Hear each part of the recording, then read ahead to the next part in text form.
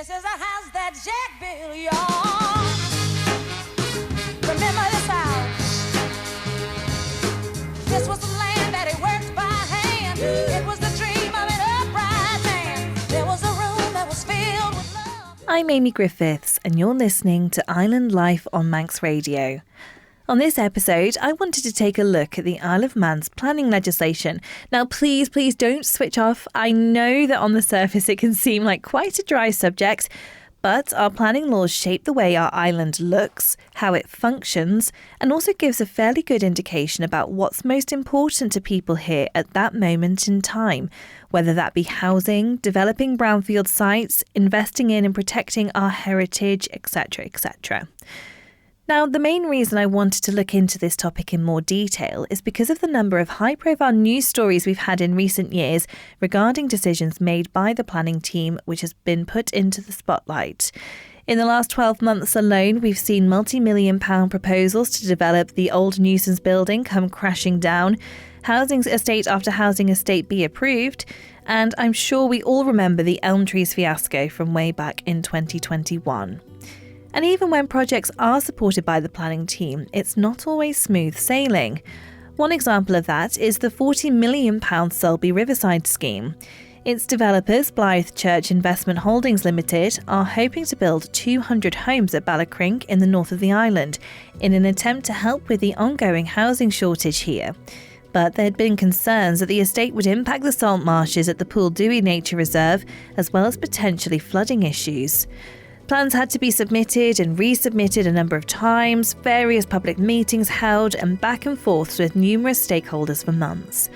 George Church is the project director of the scheme, and he told me the issues and delays they've had to deal with have made him seriously consider whether or not he'd be interested in carrying out any other developments here on the Isle of Man. I think that is the main risk, to be honest, because we've had a very hard time of it, and we all know developers are in sort of this business of planning, and planning is difficult, but the planning system is a bit of a state, really. The resources aren't there, and obviously across the UK and the Isle of Man there's a housing shortage, and that's not being met, and the planning system is not doing anything really to help that, and that sort of comes from the top. So obviously under changes that are coming, we would hope to see the planning system be made more streamlined, but at the moment we've invested a substantial amount of money. We bought land that is ripe for development and zoned for development, and all we've faced is issues after issues and huge costs in appeasing, different departments, whereas we are good developers. We want to come and build something that's good for the island and bring good housing and bring some infrastructure in a place that's not going out into the greenbelt, and all we've been met with is issues, and so that does really make you think, is this really worth it? We just have to decide that at each stage that we go through, but we are quite heavily invested now and would like to just carry on with this and show that we are good-natured and want to do something good for the town of Ramsey. Let's build a house, tear this one down.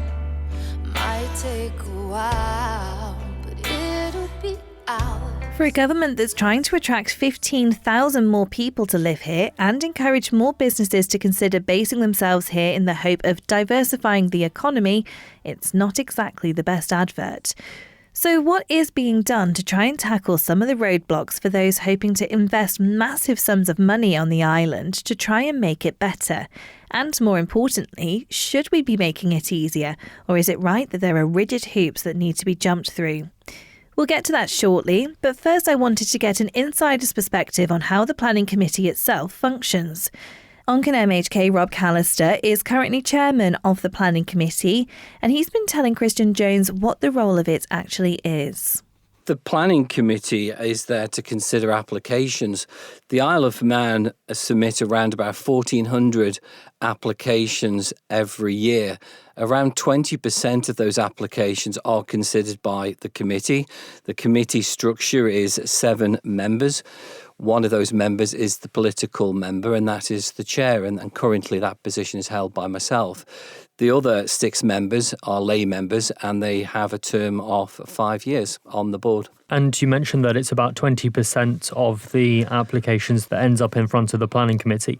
What constitutes something to go to the planning committee versus not going to the planning committee? Well, there's different types of applications. Obviously, we have full applications, we have a change of use, approval in principle, approval of matters reserved in previous applications, or a variation in conditions. Most of the time, those applications would come to the committee if there's been objections, or if it needs more. The controversial applications normally come to us for consideration. When they come to the committee, we also look at different parts of legislation. So it's quite a wide remit of actually the roles we actually have to undertake as the planning committee. You spoke about the structure of the planning committee, but what is the structure of the planning system itself? Because it seems like quite a complex animal. Yeah, there's three arms to it, really. There's part of the planning process is undertaken within the Cabinet Office that look at policy, but most of the planning regulations and legislation will be undertaken within DEFA, and the planning committee fall under that department's remit. There's two consultations out at the moment which people may be interested in. There's one around the definition of the development order, which opened on the 30th of July, and that particular consultation will close on the 23rd of October. And the one that's quite important, I think involves a lot more people, is the permitted development review. That one's currently under consultation as well. That opened on the 10th of June, and that one closes on the 2nd of September. This particular piece of legislation, this enables people to actually, look at greenhouses, garden sheds, small things that could be undertaken under the permitted development order 2024, and that might also include small extensions of dwellings. Why does something get escalated to the planning committee and isn't just decided by the planning officers themselves? Because if it is strictly adhering to legislation, then there can't be much deviation to that, can there? Well, there is so much planning legislation and guidelines out there, and there's around about 32 different consultees in respect of any planning application under consideration. So any of those could trigger the matter being escalated to the planning committee. We also have the Isle of Man Strategic Plan 2016, which is quite a weighty document.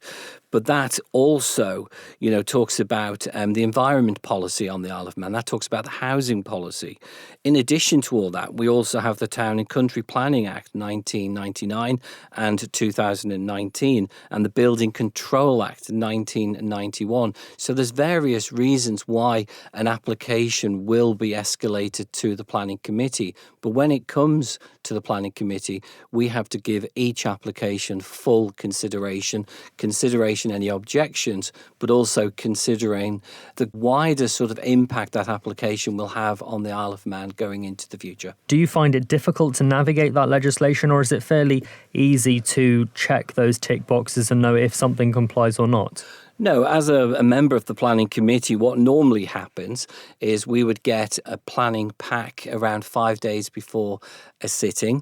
We would then go through it as members. We'd write our own notes. The officer would be making a recommendation to accept the application or refuse it. Now, normally, say, for example, an application is down for approval. If the committee was minded to go against the officer, then we have to have quite strong grounds to do that, because we have to remember all planning applications are also subject to an appeal stage later on down the line. Do you ever feel like the planning committee gets an unfair reputation? Because there's often comments about decisions that are made, but if you're strictly adhering to legislation, then in some ways it's almost out of your hands. Well, I think there is slight confusion because everybody ties all planning decisions with the planning committee, and that isn't correct. So if we take one example, for example, one that's been in the headlines recently is around about the QE2 high school and those mobile classrooms. Now, from a planning committee's point of view, we actually received the planning application for just 5 days before the sitting on the 5th of August. Now, we know that application was originally submitted on the 8th of May 2024. But as I've said, there's over 32 different consultees that has access to an application. In respect of that particular application, I know one of my colleagues said that the application came in late. And I think that was a valid point because we know that the new school term starts at the beginning of September. So if we were minded to have a site visit, or if we were minded to defer the decision for the next sitting, we would have only had one sitting available between the new school term starting. So it was really close up to the deadline. Now, if we come back to your role as chair in the planning committee, you're expected to be fair and objective, was I think the words that were described when you first got that job. But also politics is about standing up for yours and your constituents' views. Is it hard to strike a balance between those two roles? Well, if I feel there's a conflict, then I will step aside, as I've always done since I've become the chair of planning, and I've done that on a number of occasions. I think Peel sewerage workers being one prime example of that. I stepped away because I was previously the chair of Manx Utilities. Now, I think, again, the Isle of Man's a small place. We all know each other, so you've got to manage conflicts of interest very, very carefully. But I am fair, I am impartial, and I do make sure that decisions are made based on the evidence I'm presented, and I vote accordingly to trying to make the right decision for the Isle of Man. I am one of 7 members, and I get to vote in every single application. The only difference is, quite from time to time, there is a member away on holiday or unable to attend. And if we go down to an even number, and that's happened quite a lot recently, if the vote is split, then I get the casting vote as the chair. And now, as a rule, I have always voted as I voted originally. I've followed that train of thought. And there's nothing that anyone could say to persuade you in those committee meetings? No, it happens straight away. We normally take the vote, and then if it's a split vote, then I vote straight away. There's no time in between. I think it's absolutely the right thing to do, to be very clear and transparent, not just to the people in the room, but also to the public listening. Do you think the system functions in a way that best serves the interests of the island in its current state, do you think? I think there is, as I've mentioned before, there's over 32 consultees for every single application which could have an input into that. Some of those are government departments, local authorities. I think the planning system works very well, especially around interested party status, how an application is dealt with. Unfortunately, planning is one of those situations where there'll always be a winner, there'll always be a loser. However, I am confident that we do have a very good appeals process to listen to the evidence. And sometimes, applications are overturned. But I would encourage anyone who's interested in planning to look at those 2 consultations, around the definition of development and also that permitted development review which are going on. If you're interested, then please, go ahead and actually submit your views on that, because around 60% of applications, are determined by officers. But again, we go back that we receive over 1,400 applications each year. So we do need to streamline it, and we do need to make it faster in order for the Isle of Man to progress as an island.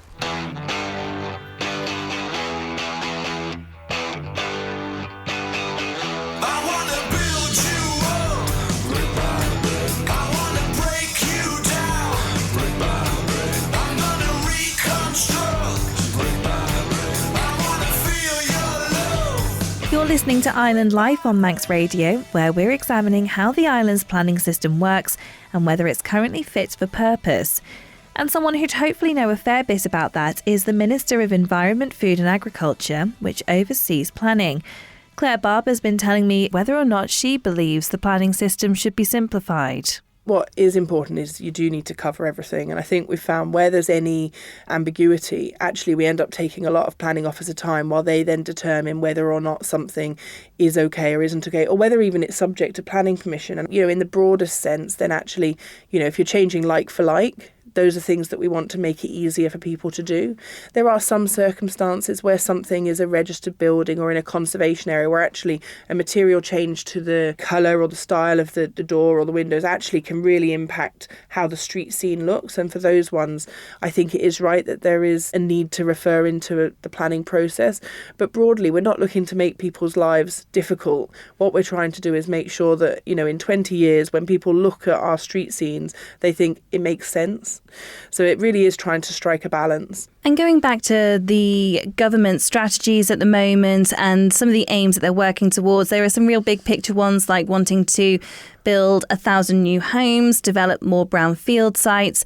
And in a lot of these instances, government's relying on private developers to come in and do a lot of this and to be supported by government in that. But do you feel like the laws, the way they are at the moment, are inhibitive to those strategies and the general development of the island? So I think it's a really interesting question, actually, and we get lots of big applications that will come through planning. And I suppose the first thing I'd say is that just because it's got through planning doesn't mean it will ever happen. So you can get a planning consent, and we know that there are hundreds of properties at the minute that could be built, but until the developer sees that as being a viable opportunity, they may not choose to build it. There's lots of things then that government can do, and that's something that wouldn't sit within the planning system. So we've seen the Island Infrastructure Scheme, for example, which is looking at how can we start to drive those developments on brownfield sites, some of which we know have had numerous planning applications approved over the past 10, 20 years, but none of them have ever come to anything. So it's a case of us looking and thinking separately with Department for Enterprise, Treasury, very much leading around some of those concepts. How can we then get a planning consent into an actual house or houses being built? But certainly there are a significant number of applications just recently, and some of them currently at a point where an appeal could be considered. But it's not a case that we would just approve simply because we want properties either. We absolutely need to look at the infrastructure that might support those applications. We need to make sure that any flood risk is managed. We need to make sure that access is considered. There's consideration around services and how those might be provided. And I suppose sometimes it becomes almost chicken and egg, because if you don't build the houses, why would you increase the services? But you also need to build the services to service the houses. But again, I think when developers look at what they're doing, they tend to do things in phases, which allows that to then happen almost in tandem. But that's certainly the piece of work that goes on behind the scenes, I suppose, in government when we're working with Department for Education, Department of Health, all of those departments looking together at what's happening in terms of those actual buildings being built, in what areas, and what then pressures that might place on services. And it's not just about protecting what the island is almost most loved for, which is its greenery, but also that balance between protecting our heritage and also being able to keep up with what's needed in the modern world. But what legislation is in place to protect the heritage that we have? And you can use the example of nuisance for this, where it's been quite high profile and plans have been rejected because it is seen to be a site of historical importance. But the perception is that it's falling down, that it's not fit for purpose, and actually having somebody coming in and wanting to invest millions into it would only be a good thing. So how do we strike that balance? And I suppose, how do we do better at protecting what is important to us? So I think there's a significant amount of legislation that sits through our Town and Country Planning Act, for example, around registered buildings. And that's the system we have here. So where a building is assessed, and there's quite an extensive assessment process, and then there's a formal registration process, there's an opportunity to appeal that registration. And where a building is determined that it has historical interest, architectural interest, it has a specific heritage value for the Isle of Man, and it is done very much in the island context, then there would be a registration put on it. So that becomes a registered building. So then when those are considered, there's a higher level of consideration attributed and afforded to those buildings, which I think is right. And I think that's what we'd all hope for. And interestingly, sometimes you get a number of people saying, why is it not registered? We should be registering that building. So it can work both ways. I think what's interesting with the nuisance site is that nuisance did have a successful planning application that incorporated the historic element of that building, and that has now lapsed. But obviously a similar scheme to that could be submitted again for planning. The area that was a disagreement, I suppose it would be said, ultimately was whether the nuisance bit that was registered could just be demolished. And there was a difference of opinion, and there were a number of reports commissioned, and certainly the reports that were commissioned by experts in the field of heritage buildings was that building wasn't at an immediate risk of falling down, and in fact could be saved and be part of a future scheme, thereby protecting our Manx heritage on one of the oldest buildings that exists in our capital for the future. But without not saying we have to preserve it in aspect, because I think it's not about that. It's saying actually it could be incorporated into another design, just as it had been, for example, in that previous design. And I think we see people, taking historic buildings and bringing them into a modern use, because I certainly acknowledge we can't just keep things on ceremony, because there has to be an understanding of how that can be economically, it has to make sense for the owner, and that can vary depending what sort of building you're trying to protect. But I think in terms of the registered buildings, actually we've got a reasonably good balance. I think it's fair to say, and I would reflect, we've had a period of time where we weren't managing to register them as quickly as we would have liked to. And there were some that had been left, hadn't been formally considered, and that's caused some upset, because sometimes the point at which a registration becomes needed is the point at which it changes hands, and you can then find someone almost coming into a situation that they hadn't accounted for. So I accept that the work that's now ongoing to try and get through that list of buildings that are possibly suitable for registration is a really important piece of work. So I suppose my big picture question for you then would be that, do you feel like the island's planning laws need to be updated? And if so, what do you think needs to be done to better serve the island? So I do think the planning laws need to be updated. That's why we are doing that. So it's good news. So we've been consulting recently about the primary legislation, and we've just introduced an amendment bill. And then we've also got some elements of secondary legislation we're consulting on over the summer. So there's a number of different areas we've looked at, one being the interested person status, for example. But really, what does the right to appeal look like? So some of the feedback we get is that it's quite challenging for people who've put an application in, when they get people or organisations simply putting in I object to this application. And that person might be granted interested person status. What they're not clear on is what's the issue. So there's no opportunity to resolve that. What we're doing is we're changing it. So when you first put your objection in, you do need to determine what the problem is you have in order to be granted a right of appeal. So that's one thing we're changing. We're also changing the way we deal with DEFRA applications. And the reason predominantly being, at the minute, all DEFRA applications go straight to the Council of Ministers. So we're finding, for example, someone who might have a small building within DEFRA land, who's a tenant of DEFRA, and they just want to change the toilet setup, is having to go to the Council of Ministers, and it just seems disproportionate in the majority of cases. So what we're doing is having it so that those would be determined by the planning committee. So they can't be determined by a DEFRA officer, but there would be a planning officer recommendation, but it would go to the planning committee for a full consideration. And we think that would be helpful, certainly to those tenants within DEFRA land, and they would still retain the right that anything that needed an environmental impact assessment or was over a certain size would still be referred to the Council of Ministers in the same way that all applications can be called in.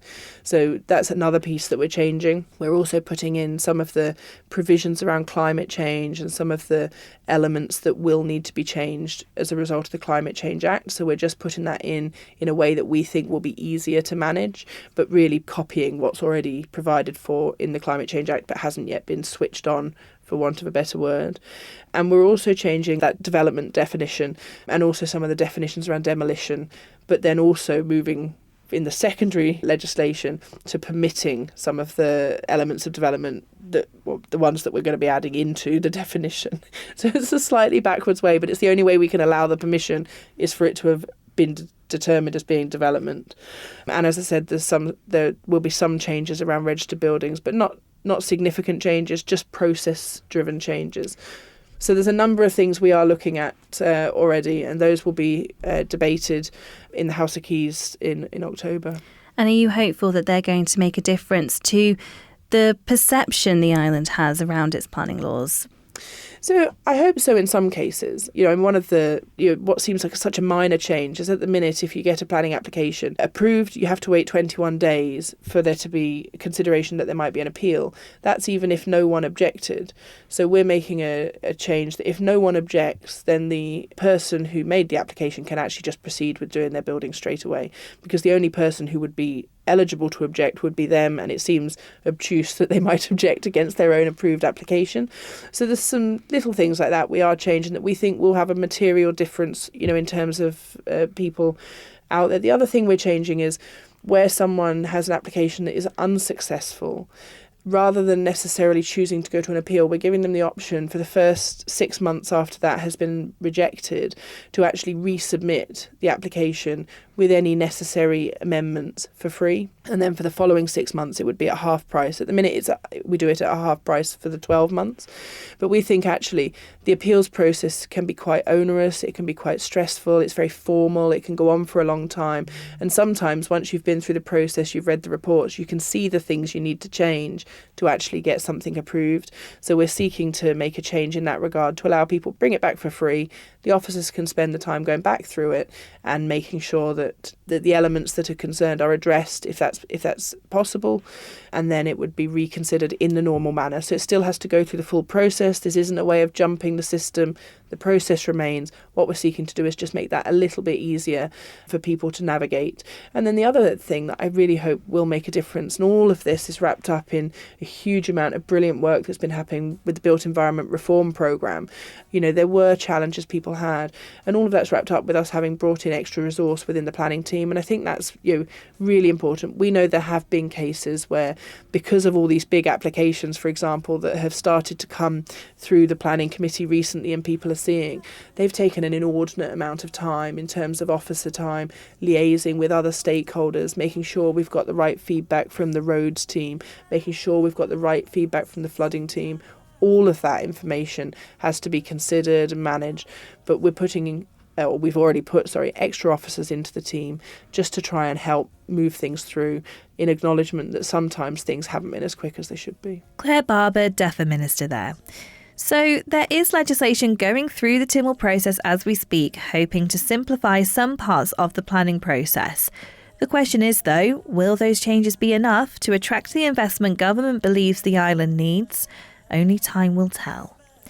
I'm Amy Griffiths, and you've been listening to Island Life on Manx Radio.